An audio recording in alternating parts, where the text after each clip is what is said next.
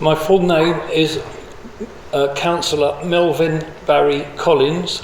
My professional address is Civic Centre, Lambton Road, Hounslow, Middlesex, TW3 4DN. And what post do you hold, please? I'm the Chair of the Joint Overview and Scrutiny Panel for North West London Shaping a Healthier Future, known as JOSC. In the bundle, you have a document in braille in front of you, and that should be your submission, which is at volume 5, page 107 to 1740. Can I ask you to confirm to the Commission that the statement is true to the best of your knowledge and understanding, and that you wish it to stand as your evidence to the Commission? It is. I wanted to ask you first about the role of Josh, I think is probably the best pronunciation I can achieve. It's JOSC. JOSC. Now, you say that it's set up to scrutinise SAP, to make recommendations, and to require information from those statutorily obliged to provide it. Now, are those, broadly speaking, still its objectives? That is correct. So, when you say in your submission that the approach that it takes has changed over time, is that more about the way in which you've approached your remit rather than a change in the remit itself? It's actually both. We've changed our approach because that's been driven by the information, or may I respectfully say, the lack of information that we have received on demand, which I believe is the role of the scrutiny panel, is to actually ask the statutory bodies to present their evidence to us so that we can examine it, because we're there to represent the patient's view and interests. You say that JOSC has taken a more proactive stance. Is that why? Can you help us with why you say that was necessary? I think in the beginnings, when JOSC was set up, and that was set up by NHS North West London, we took a pragmatic view because we needed to feel our way to find out, what our remit was and to whom we could actually search for the evidence. However, as time elapsed, it became very obvious that we were being fed what they thought that we ought to be fed, and so therefore, as the membership of the JOSC changed, and the leadership of the JOSC changed, we then decided to change our emphasis onto a much more rigorous scrutiny role in order to unearth the evidence that we need to actually ascertain the necessary need for change and how that would affect the very people to whom we were there to represent.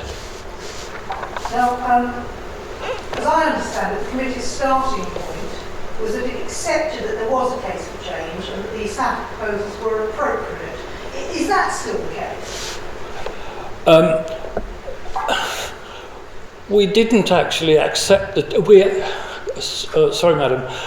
Yes, we accepted that there was a case for change. However, within that parameter, we felt that there were an awful lot of angles within that case of change which had not been met, and which is why the JOSC was set up, and which is why throughout the course of time to today, we actually have become much more challenging because of the lack of information, which I hope that we'll be able to address within the next 20 minutes. But to a direct answer to your question is, yes, I think everybody felt initially that there was a case for change. However, there was a particular viewpoint, particularly expressed by the JOSC, that case for change actually hadn't been fully explained, and the impact that it would have on the diverse communities of the area to which the JOSC serves.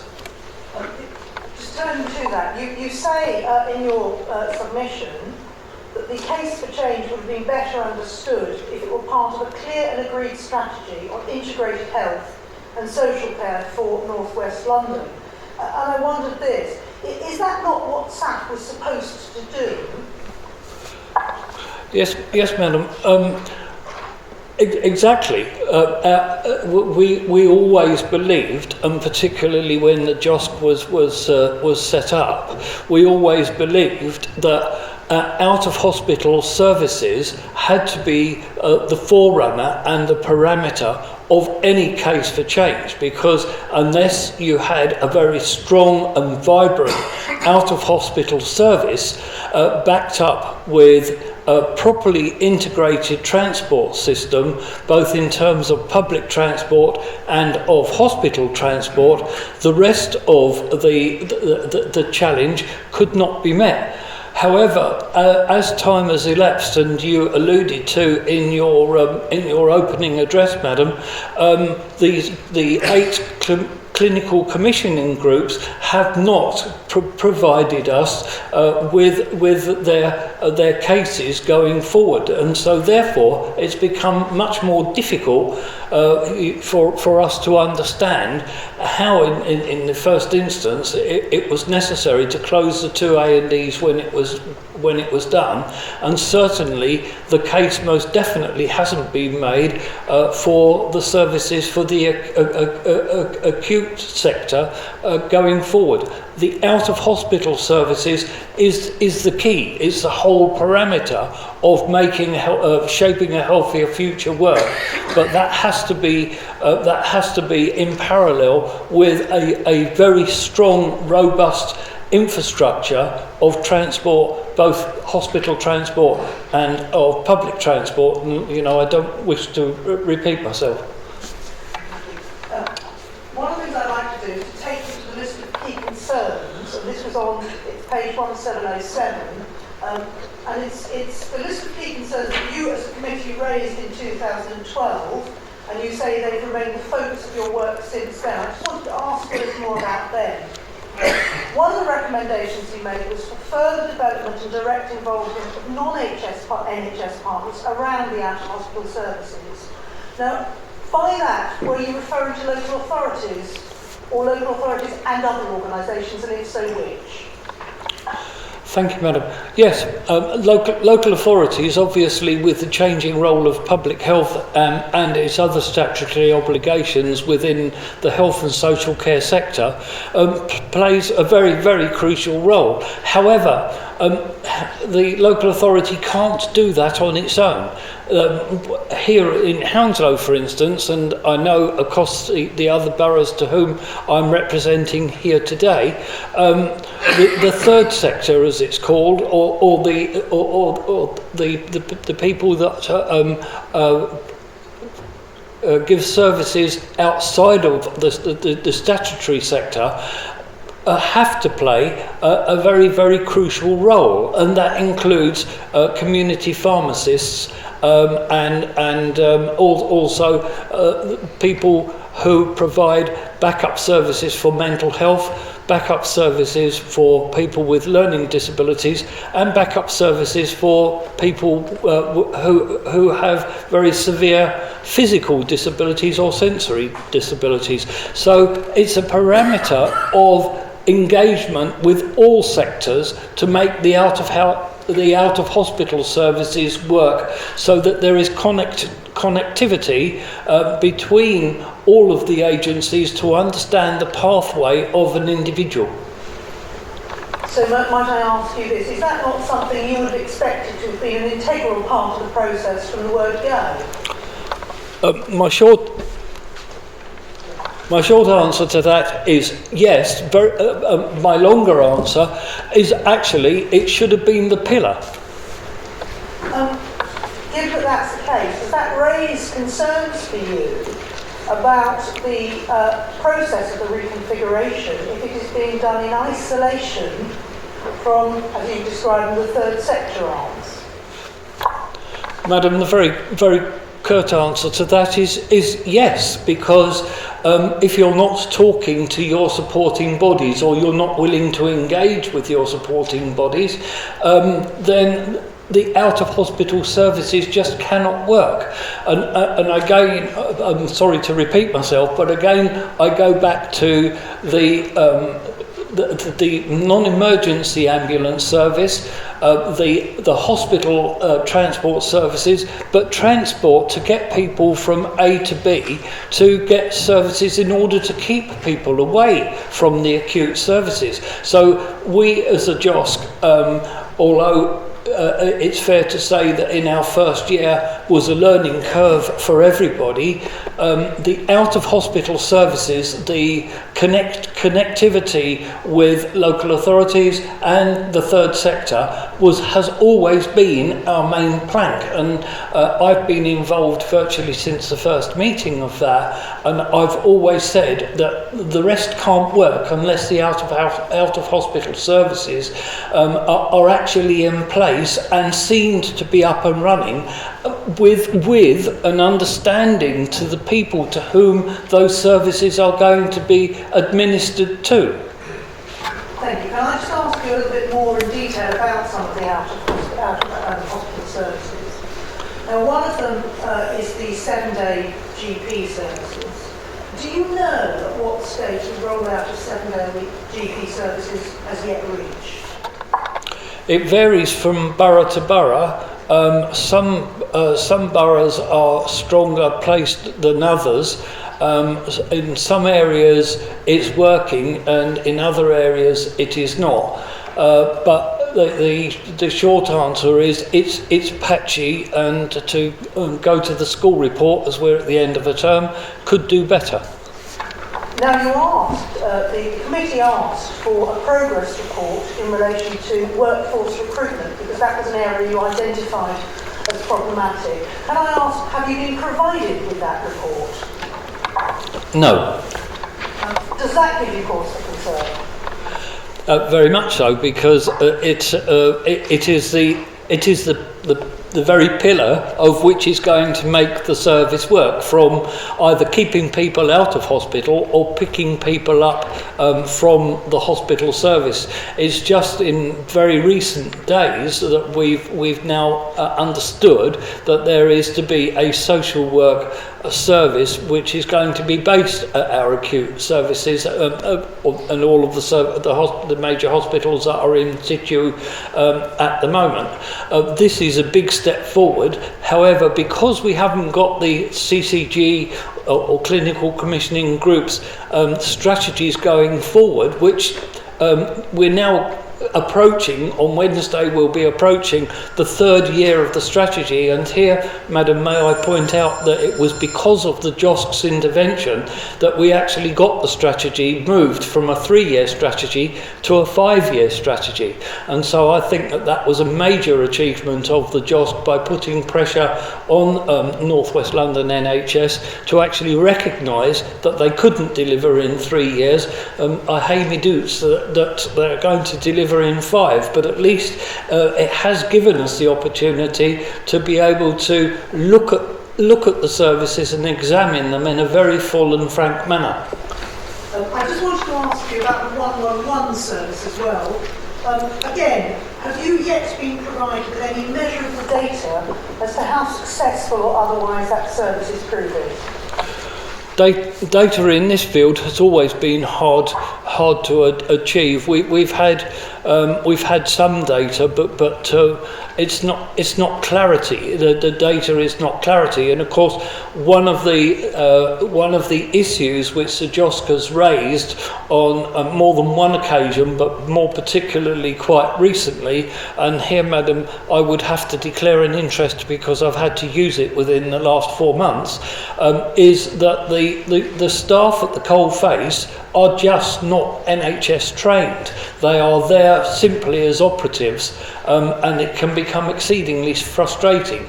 We have, as a corporate body, JOSC, we have actually fed that information back, because to us, if the out-of-hospital services are going to work, again, that is another integral pillar of the system which has to be manned with people to whom have at least some basic knowledge of the NHS and indeed the ambulance service. Another issue that was raised in your document was that there were supposed to be joined up IT plans. Are you able to help with where those have got to? Again, I can give an honest and frank answer. In some areas, they are doing very well. However, it's become impossible to get the knowledge as to when System 1 will actually be on stream for all GP practices and the hospital services themselves, because unless you've got joined up thinking and joined up access to patient knowledge and patient data, then you're faffing about and you're not actually giving a good service to the patient in 2015. So the quick answer to that is they're struggling. Moving on to the closure of the two A&Es at Central Middlesex and Hammersmith Hospital, your committee asked for details about the impact of closure. Were you afforded any? We were afforded some information which we strongly believed was the information that they wanted us to hear. The worrying thing is that there is a leaked CQC report, that's Care Quality Commission report, which actually belies the argument about that it was safe to close those two A&Es on the 10th of September 2014 because everything was in place.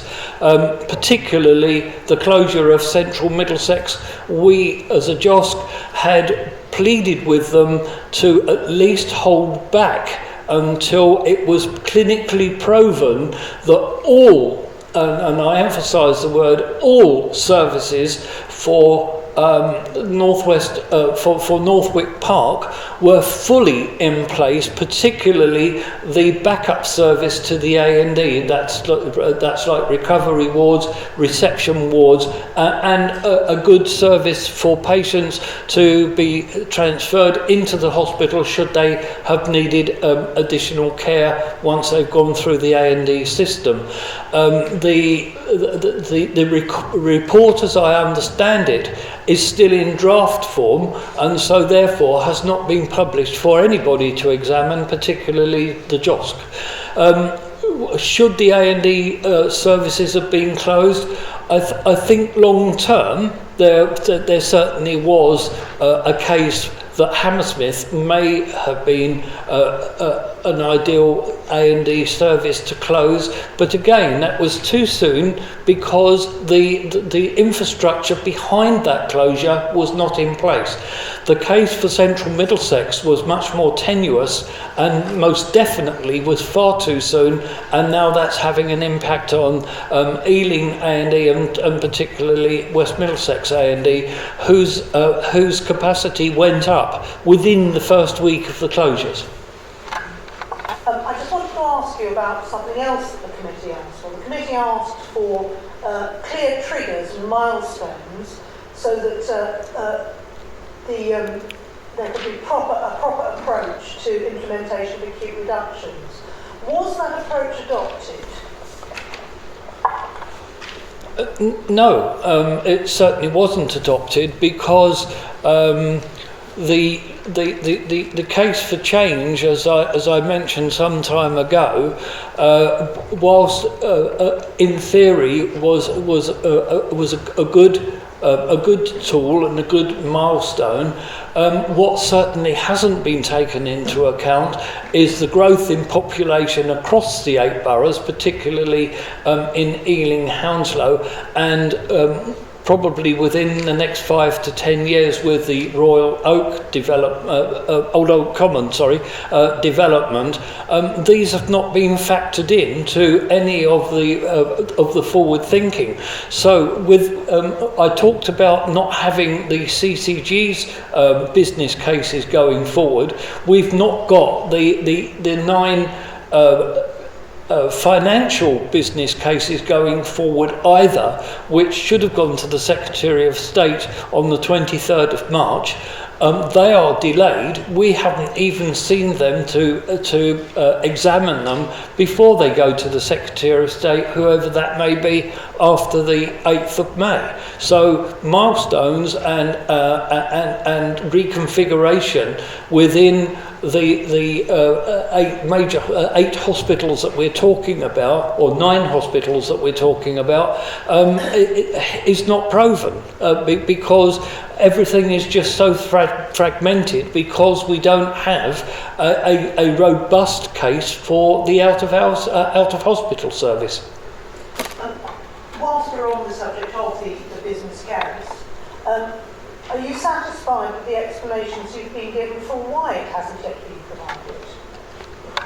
Well, certainly not, but unfortunately there has been a change of personnel quite recently, but I don't accept that was a case for delay, and then of course we are falling to within an election period, and on Tuesday we go into purdah anyway, but and I would reluctantly accept that may be a factor. However, as I said before, on Wednesday we go into the 3rd year of this reconfiguration, and so all of the financial business cases and the CCG cases ought to have been up and ready for examination, and certainly the out of hospital services should be in place so that we can then examine what role the acute services are going to play, what specialist services are going to be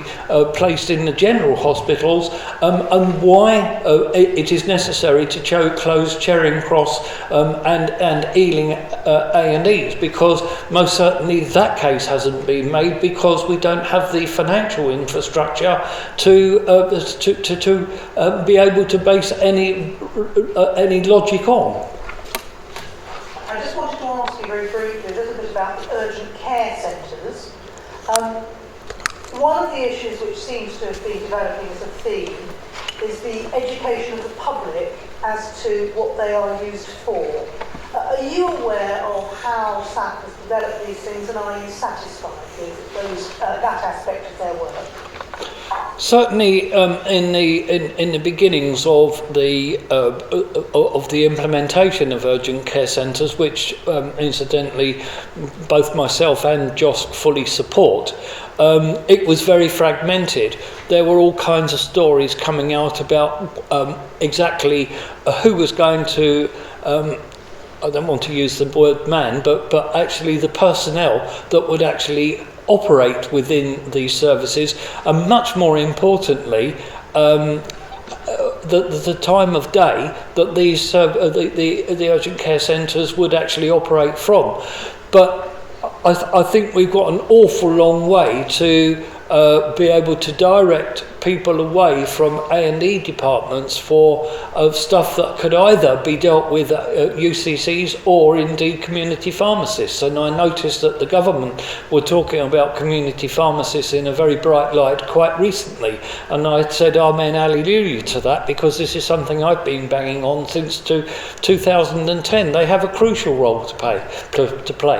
But there has to be a greater form of education, and here I think the local authorities and the third sector can help the CCGs to be able to promote the work of the UCCs going forward, because they have a really important role to play. Having said that, I still think that the case for closure of 4 A&Es of the 9 has not been spelled out to us, because we just do not have the financial infrastructure. So yes, there is still an awful lot of education to do. Now, just on the subject of the A&Es, your committee was told in October 2014 that the performance of the North West London A&Es was improving, and that there were no issues from the closure of Central Middlesex and Hammersmith. Now, first, as the closures were only in September, is it your view that it was perhaps too early to know, or is that wrong? You've got that absolutely right, madam. It was far too early for us to have a clear view of the impact, except that both in Ealing and in West Middlesex, the impact of those closures or some other factor which actually wasn't spelt out to us had shown that the attendances at A&E, or more importantly the percentage of people that weren't being seen within 4 hours, which is what we ought to be focusing on, had dramatically changed and did so.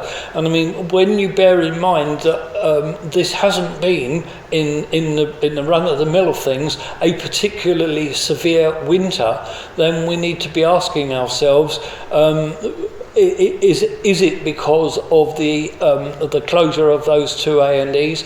Were those two A&Es closed too soon? Yes, but without the CQC full report, then it's quite difficult to ascertain whether it was other factors or whether it was genuinely the closure of those two A&Es. But it seems significant that within the first week of those closures, there was a shift in emphasis on the remaining A&E departments.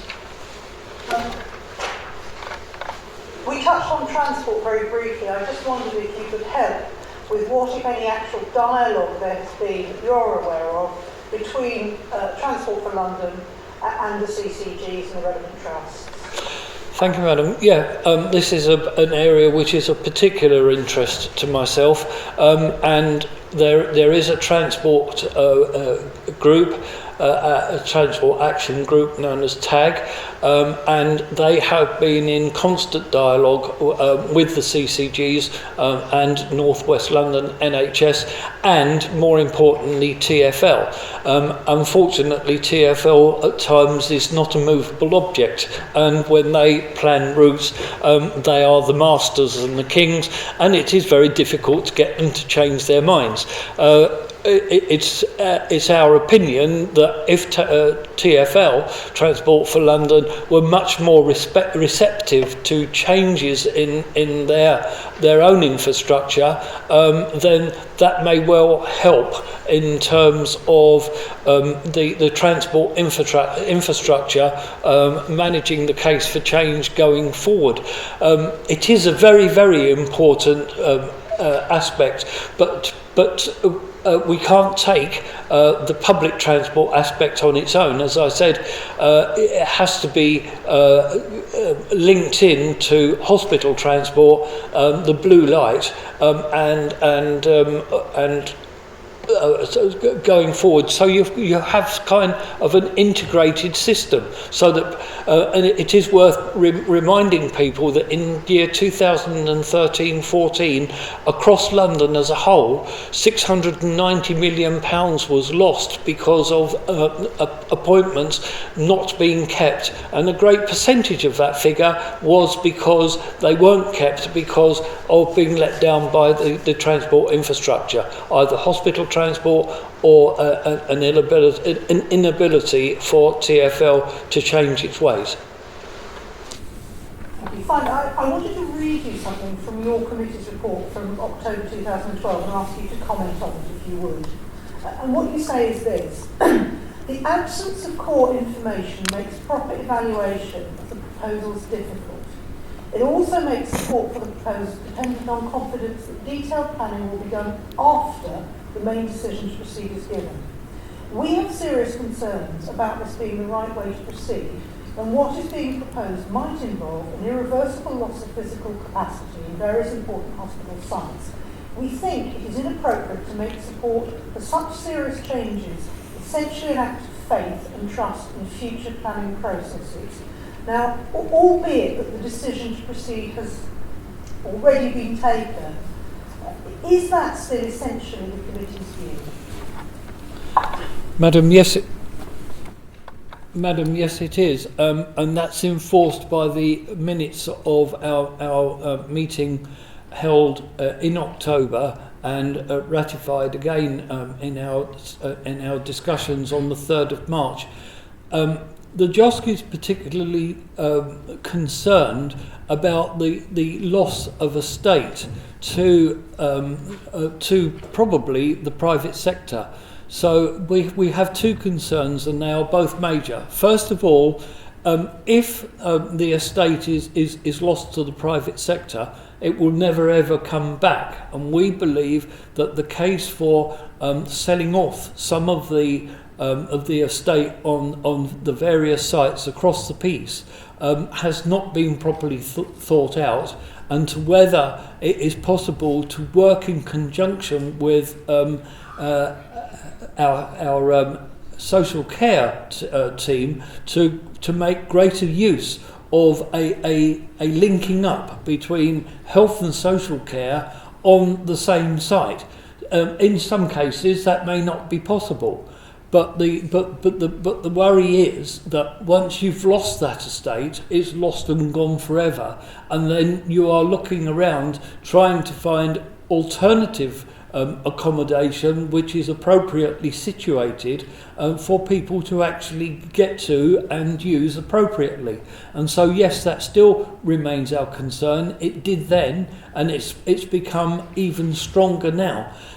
Coupled with that is the finances that are raised from the sale of those estates, and where that finance would actually go. Is it going to the social care sector? Is it going to the health sector? Or is it going up like the white smoke of the Pope's chimney?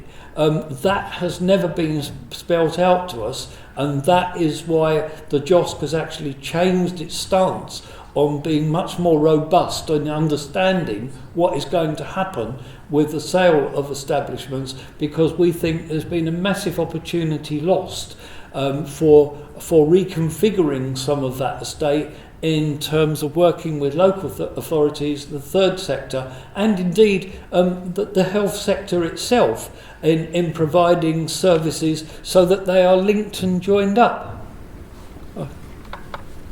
Thank you. If you'd like to wait there may be some questions from the Commissioners. Yes, good morning, Michael Mansfield here. Good morning, sir. Thank you for your presentation. I've got two questions. I'll take them in order. The first one derives from a passage in your report, and it goes back to the beginning. In other words, there was an initial acceptance that change was necessary, and the way it's expressed is addressing long-standing quality and patient safety issues. Now, can you just, I know we have not a lot of time, but I wonder if you could just identify briefly what those were. What were the long-standing problems that needed to be addressed and hadn't been? Then I've got one more short question. Thank you, sir. Yeah, the JOSC picked this up from an early stage, and those of us that have been attached to health, either from community health councils or from any other body come to that, have always been worried about the quality of care and patient safety. And we thought that the reconfiguration of services that was encapsulated in the original document, although we had reservations in, as I've already explained, in how that was going to be achieved.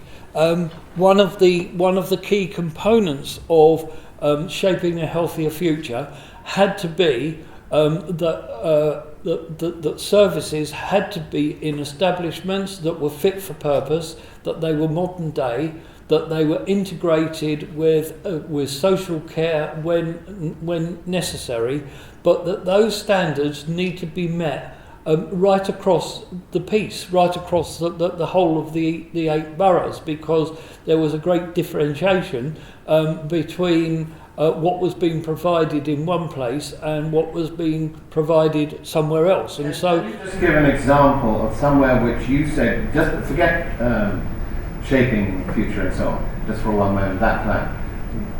Can you give an example of somewhere, since you have an overview of all the boroughs, all 8 of them, where a facility that was not fit for purpose? Yeah, well, for a start, some of the facilities at Central Middlesex we have always thought that maybe that was one of the A&Es that could close, but then that should become a very specialist hospital supporting local need outside of the acute service. Some of these services at Central Middlesex weren't fit for purpose, and I think everybody had recognised that.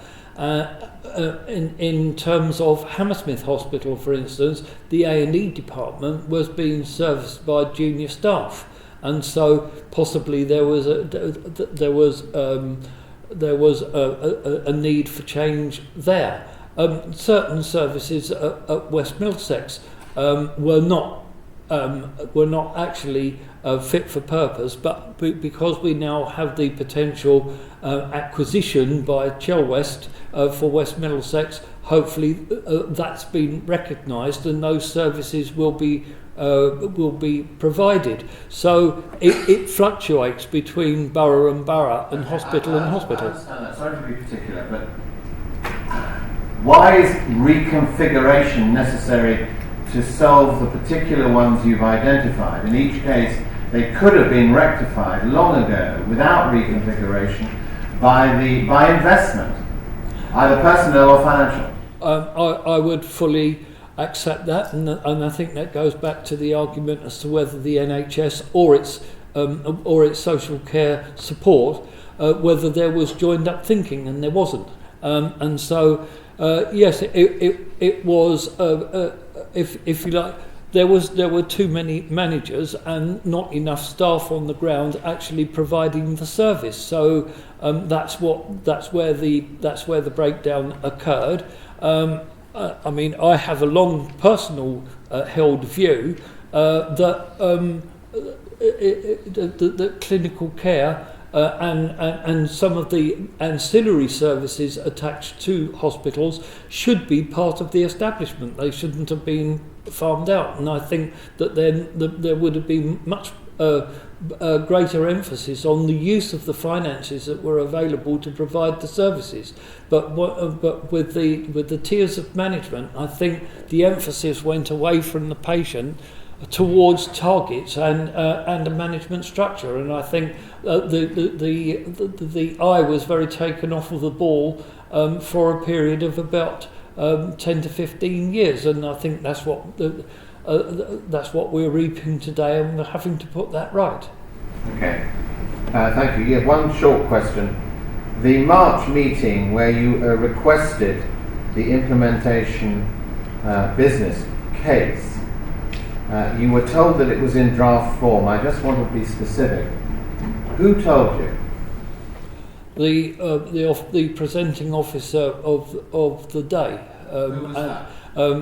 Mark Spencer and Sarah, who had taken over from Daniel Alcalese. Were they asked, even though they weren't providing it, were they asked about how on earth they could proceed when the business plan was only in draft form? Have they been asked that question? Yes, we did.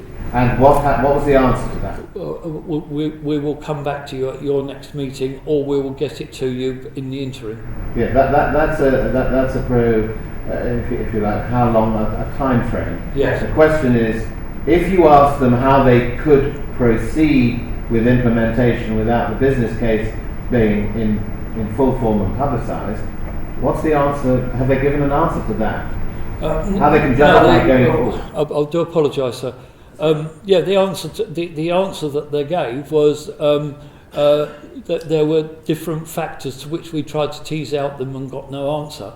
But their answer was that the election is now getting in the way, and so therefore the business cases will be presented for examination after that time, which of course we didn't accept. We said, well, the election shouldn't get in the way.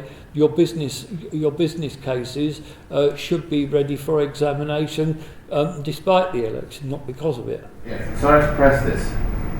The real question is, did they justify how they could be implementing anything on the No, they didn't. No. They didn't. All right. No. There may be some more questions.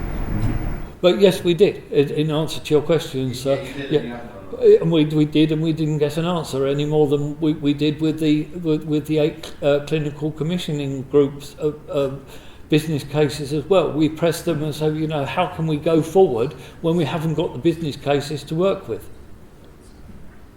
Which is why I did say some time ago that one of the proud things of the JOSC was we got an extension to 5 years, and I have my doubts that even at the end of 5 years, the implementation of shaping a healthier future, or any of its constituent parts, would work. Yes, John Lister here. I've just got a couple of questions for you about your committee itself. I'm rather curious because it's composed of 8 boroughs, but it doesn't include Hillingdon, but does include Richmond, which is not in North West London. And I just wondered, since you say this was put together at the request of the SAF and NHS North West London, I'm just wondering why they chose to compose it that way. You're asking me to tease my brain here. I think my honest answer, and if I'm wrong, I apologise to you, was that Hillingdon were approached and didn't wish to take part. Richmond weren't approached in the first instance and asked if they could take part because of their involvement with the West Middlesex Hospital, and we agreed that would be the case. Yeah, I suppose I'm more concerned about the omission of Hillingdon rather than the inclusion of Richmond, although Richmond, as you'll probably be aware, is also involved in the South West London equivalent process. Yeah, but as I said, Richmond impacts on West Middlesex, and so when they approached us, we said yes. I'm really teasing my brain because I think we did approach Hillingdon, and Hillingdon chose not to send representatives, despite being asked on 2 or 3 occasions. And when Richmond came in, because of their significant impact on West Middlesex Hospital, that's why we embraced Richmond. We were sad not to embrace Hillingdon because it would have been an obvious choice. But as I said, if I've got it wrong, I apologise. But my memory seems to think they were approached and they decided not to participate. Have you heard reports? Because certainly it looks from the board papers as if Hillingdon has been noticing the same kind of impact in terms of the closure and the aftermath of the closure of the 2 A&E units that you've reported West Middlesex. No, those reports haven't reached the JOSC yet, but obviously we have, and certainly at the CCG board on the closure of the maternity services at Ealing Hospital, questions were asked, including one by myself, on what impact that would have on patients in West Ealing in particular, going to Hillingdon, and also coming across to West Middlesex to their reconfigured maternity service at the St Mary's unit, and so I actually haven't had, or we as a JOSC haven't had, a direct report from Hillingdon, but I'm sure that it's something that would come to us between now and the next meeting. So the answer is no, but yes, we are aware of the impact that any closure of maternity service at Ealing may have on Hillingdon and indeed at West Middlesex. Thank you. I note also that in this joint scrutiny committee there is three boroughs, if you include Richmond, but 2 in particular, Kensington and Chelsea and Westminster, where they're not directly impacted by the closures, that clearly have much more impact on other parts of the North West London area. And I'm just wondering, is there, in your discussions, you talked about the movement, the change that you've responded to the situation by changing your attitude of the committee as a whole. I mean, is there any difference in attitude to some of these questions that you've been raising between the different component boroughs in terms of their feeling about how important it is to challenge some of these questions? Yes, indeed. As I excuse me, can you just bear with me one moment, please? Sorry. Yes, as I've been privileged enough to have been a representative on JOSC more or less since its inception. And so, yes, the emphasis has changed. And it's particularly important now that Chelsea and Westminster, that Kensington and Chelsea are part of the JOSC because of the acquisition of West Middlesex by Chelsea and Westminster Hospital, and so this would have quite an impact on people in the east of our borough, in Chiswick, and indeed the reason why Westminster are on board, obviously, because the change in emphasis of service at St Mary's, Paddington, would impact on the constituents in that particular borough. So therefore, it was important to take those two boroughs on board, and I welcome those two boroughs on board because they have had quite a significant impact into the work that we have done, and it's given us an insight into two completely diverse boroughs, to like Brent, Ealing and Harrow and Hounslow. So but at the end of the day, we're talking about services to people, and that's what we mustn't run away from. So going forward, it's probably too late for us to take Hillingdon on board because we're going into our next year, but the offer was there and it wasn't taken up. And I'd go back to Richmond because I believe it's important, is because the impact to Richmond on any change of services at West Middlesex would impact particularly on the residents in the north of their borough. So we would embrace that and take that on board. So I hope that's the answer. Thank you. Yes. Thank you. Stephen Hurst. First thing I'd like to ask you about, I probably know the answer, but I'd like to hear it from them. Are you familiar with the integrated care pilot? I'm just becoming familiar with it, yes, because obviously being Vice Chair of my own Health and Adult Care Scrutiny Panel, it's something that we've been beginning to look at. I mean, these are very, although pilots were quite ambitious, weren't they? And if you like, they form a core of what might be done with out of hospital services. It's just that into my inbox came a request to, as a former GP, to review the integrated care pilots, and I noticed on the outcomes, it suggested that analysis suggests that up to 50% of ICP benefits are dependent on the availability of effective out-of-hospital services. They say they wanted to reduce 3,620 million annual cost of services for diabetic and elder services users by 24%. Initial evaluations of programme success showed negligible improvements in outcomes and service user costs. However, international evidence suggests a minimum of 3 to 5 years before there's impact on activity. So obviously that reinforces what you were saying, that you need at least 5 years to make a difference. Yes. It also says that the IT system for care planning was slower and more complicated than first anticipated. Do you have any specific feedback from in respect of IT?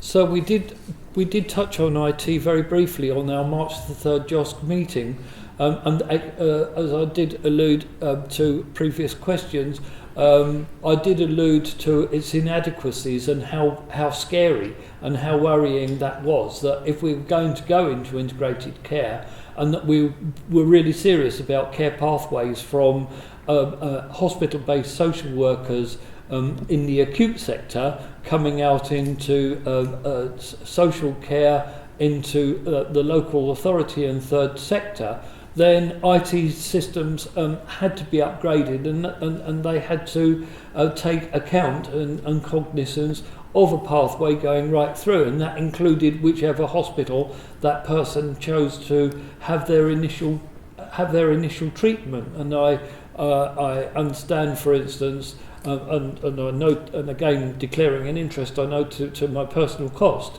that Charing Cross's system is not compatible to Hounslow's system, and I have challenged Mark Spencer in particular to come back with a much more fuller answer in our subsequent meetings this year, because that has to be an important part. So we are very concerned about the IT system, and it's something that they need to get to grips with.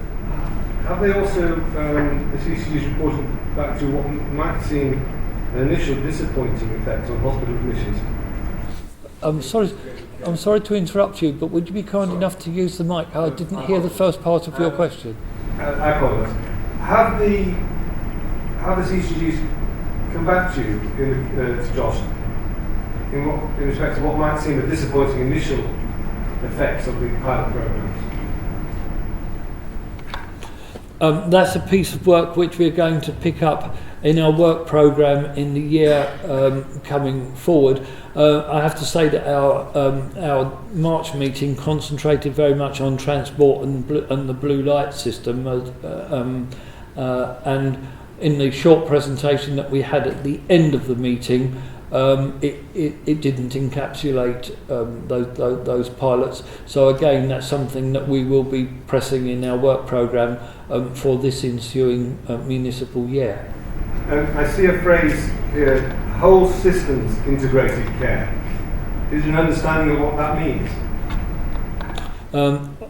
With respect, sir, I hope that I'd answered that by saying that in order for this to work, that has to work from there being a care pathway from either the hospital going forward or from the GPs going forward, so that a person's pathway is planned either at GP level, which to me seems to be a perfectly sensible way forward and a way forward for the future.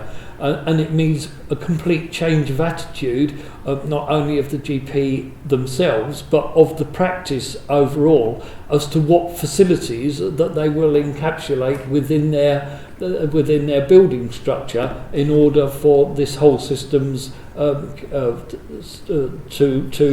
to actually work and operate, because that's the way going forward. And I think at the end of the day, if I might use the term, it will save money, because you'll be able to pick up from the GP surgery or from the side of the patient's bed, depending on which care pathway you're looking at. And so therefore people will be brought into that loop much more quickly, and hopefully you would have a great more understanding of efficiency of budgets that you've got at your disposal. But again, it's all to do with how you integrate that care for the best of the patient, and here may I also throw in a word for the carers, because they are the hidden beings of our society, and today's carer is tomorrow's user. One very quick final thing. You mentioned your Chiswick residents. Have you had any feedback from them about the possible downgrading of Charing Cross, and also the fact that some of these services have moved from Charing Cross to St Mary's? Knowing, as I do, that how closely allied Chiswick residents were to Charing Cross Hospital. So there has been strong representations from Chiswick residents about the possible movement of services in the future, and indeed those that have already moved. Because as we've always, people have done test studies from the underground and the overground at Paddington Station to St Mary's, and to a person that's either frail or elderly and may not have access to hospital transport, it's some of these services are very difficult to access, and I have to say that the time to get from either of those two, and indeed the difficulty to get across from Chiswick to Mary's is not easy, which is why we have played a great emphasis on transport infrastructure. I believe it's a mistake to downgrade Charing Cross. I mean, there's a world-renowned stroke unit in there, there's renal services, and in my personal opinion, it is a hospital that needs revamping, not demolishing, and the services therein should be preserved because you actually have the specialists there on site already. Why throw the baby out with the bathwater?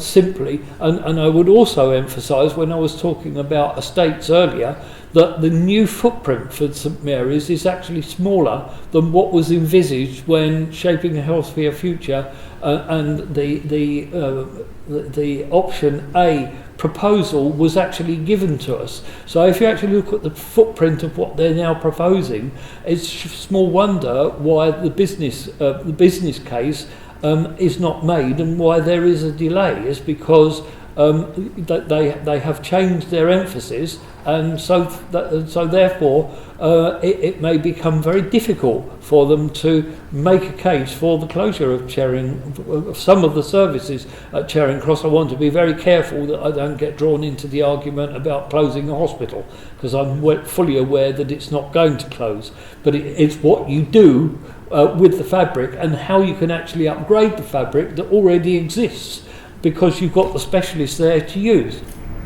Thank you. Thank you. Yes, can I thank you very much for your presentation? It's been obviously very informative for us. Thank you very much. Thank you.